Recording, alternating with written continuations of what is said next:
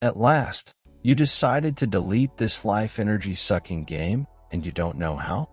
It will be my honor to help you out to get your life back. So firstly, you need to click on up arrow in right bottom and right click on Riot logo. Then press exit. Now Windows search type settings and click on settings. In settings scroll down and click on apps. In apps and features you can scroll to find League of Legends or just search for the game. When you find League of Legends, just click on it and press uninstall and uninstall again. And we are done. Your mental breakdowns are gone. Click done. As we see no icon on desktop and it's gone from your life. Hope it sticks and you're not going to install it again after a few days when anger comes down. I hope this video is helpful.